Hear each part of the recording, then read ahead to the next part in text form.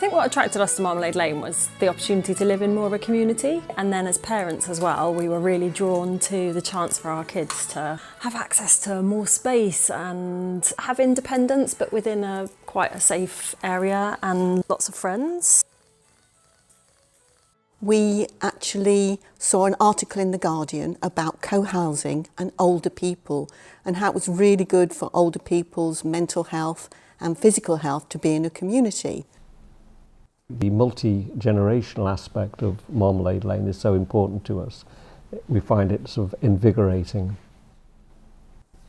When I was in my 20s, I was homeless for 3 years in London.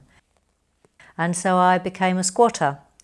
And most of that experience was quite tough, but on the positive side, it was wonderful to be among other people, sharing their lives, meeting people that I would never normally perhaps have met.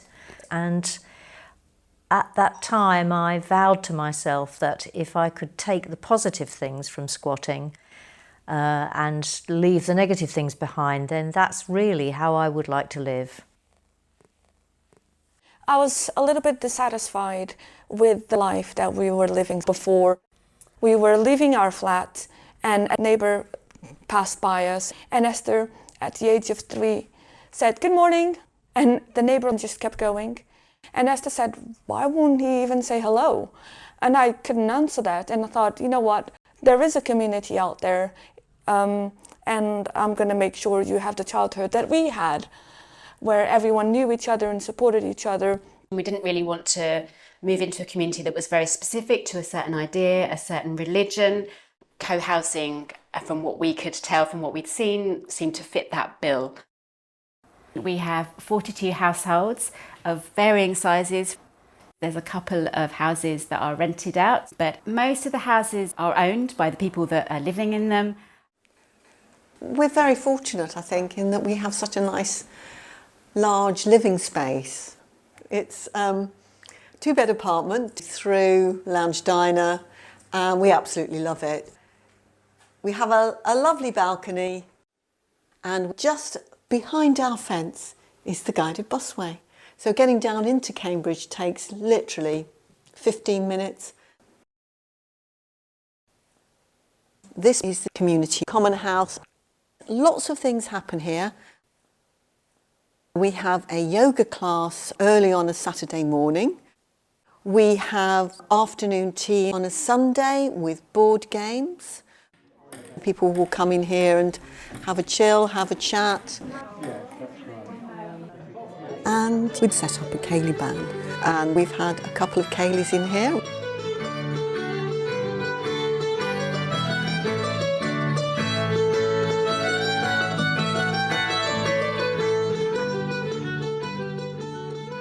There's a children's play area. Families will come in after school, so it will be alive with lots of children. We use the playroom a lot. There's a meadow with a trampoline and a play area as well.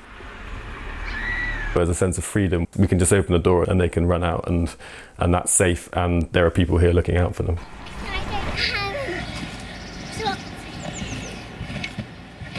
I like living here because there's always lots of people and they're all very friendly, and I can see my friends more often because they're so close.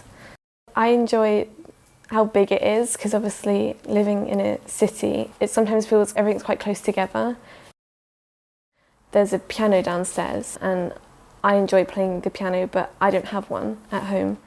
I would say that what I like most, besides the lifestyle we give to Esther, is actually having the spaces to actually do things. So in the Great Hall we have common meals, but we have also smaller spaces where we can have a cinema club or other activities.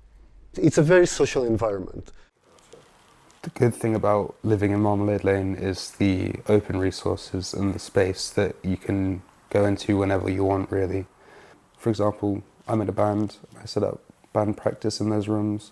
There's a projector and a kitchen, so it's quite good for hangouts, and it's a safe space. It was in our original client brief that we wanted a gym. And there's quite a strong group of people who regularly use it. We've both used the shared workspace, It's just great to have a printer that we all share and the shredder. The guest rooms we've used quite a lot actually, that's really helpful. One of the things about co-housing is you can have a smaller house or a smaller apartment without spare rooms that you never use because you have a suite of bedrooms that you can book out for a nominal fee. The workshop has been fitted out mainly with donations. The majority of people no longer having their own garage donated tools here. People do woodworking, maintain bicycles. We've got common supplies. If I need one thing once, I'll just go there. And if I don't know how to use a tool, someone will know how to use a tool and teach me. We've got 4 high-grade washing machines here. It's lovely not to have a washing machine in your flat where it's so noisy. So there's a phone in the laundry where you log your wash. That will automatically get charged to my service charge account.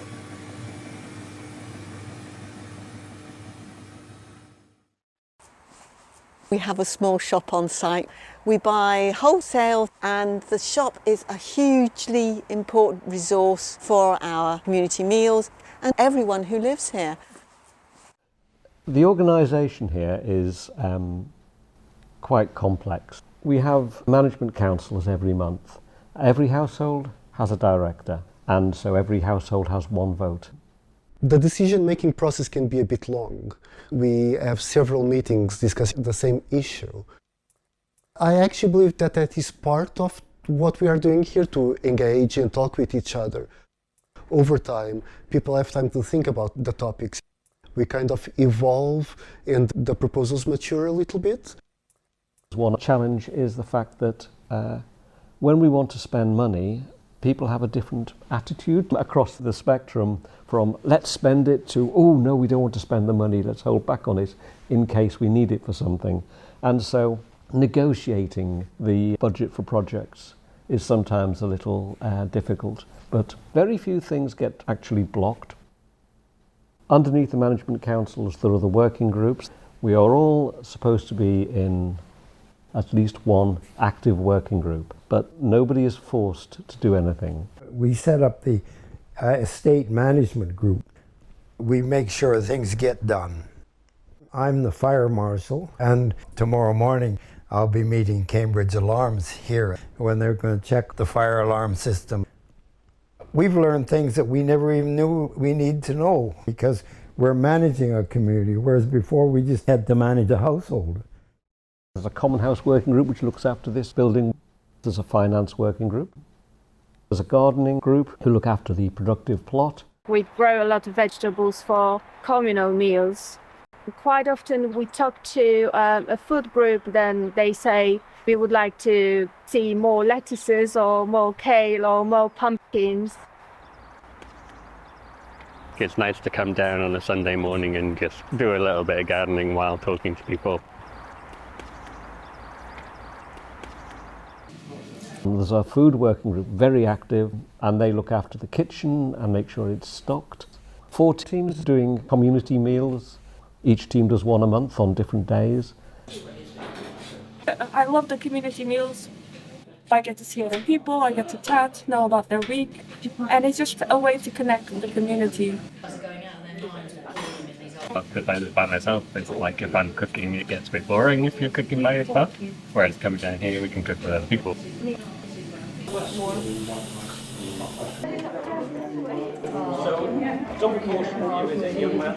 Can I get one for Elsa as well, please? Of course.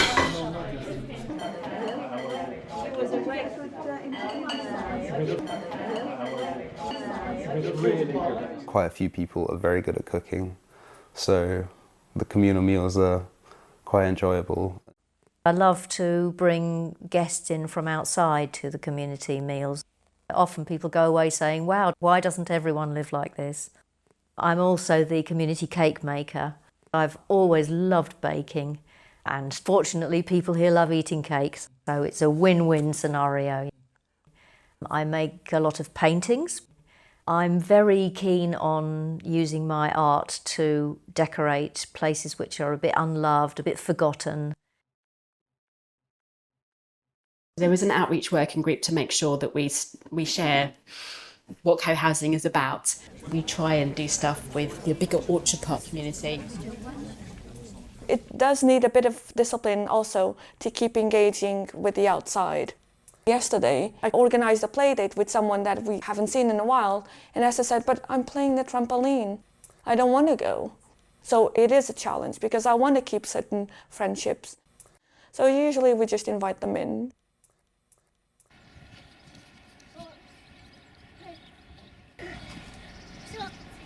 Properties mostly go through an estate agent. We have a very long list of people who've written to us who want to live in co-housing. So we show them around, we invite them to a meal, we talk to them as much as we can, but we work on the principle that people will deselect themselves if we tell them enough about it. A third of the residents here are less than 18. Maybe another third are people who are retired and are just enjoying living here for the intergenerational benefit. Because Esther doesn't have extended family here or grandparents, if she wants to have a story, she'll go to Jenny's, who's a retired primary teacher and loves storytelling. I don't think this community would thrive the way it does if it didn't have our retired members. I really don't. The level of support and help that people give without asking here is tremendous. When I was going through cancer treatment in lockdown, no end of our friends were offering to bring us food. And I didn't need it because I had my indoor chef, but it was just amazing. People have had falls, broken knees, have been ill, have been in hospital, or someone has a new baby. People rally round, make sure they've got the shopping, do some cooking for them. And it gives us a great reassurance for as we get older to know that this level of support, this level of friendliness is around us. I come from a pretty unhappy and dysfunctional family of birth. So for me, there never really was a sense of kind of belonging or feeling that you could just automatically turn to people if you were in trouble. Whereas here it's so easy and so natural because we all do it all the time. There's always someone to turn to and I don't feel like a burden to them. I know. When I first moved in, I thought it would take me about a year to adapt to co-housing, whereas actually I think it's taken 4 or 5 years. Like going and sitting outside in your garden and reading a book, it's quite difficult in summertime when, there's 20 children racing around and just people are constantly walking past and that can be hard. Now I'm feeling like, this is it. I'm so glad I'm here.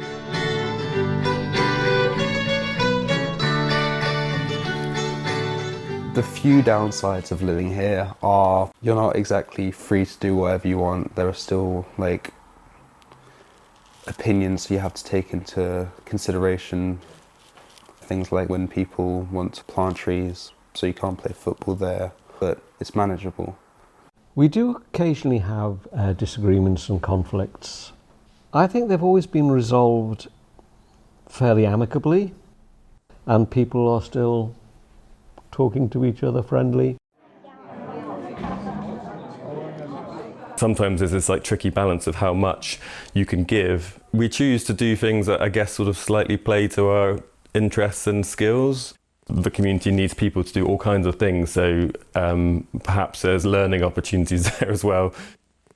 I would like to join in more with group activities, but because of the hours I work, that just isn't possible. So I tend to do some jobs on my own. So for example, I finish work at 10 at night and I'll work for an hour or so just cleaning the common house.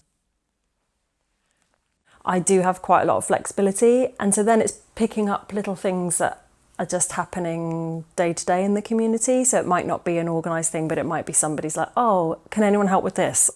I mean, we do have people here that we don't ever see. I just think they're really missing out. I think it's a real shame.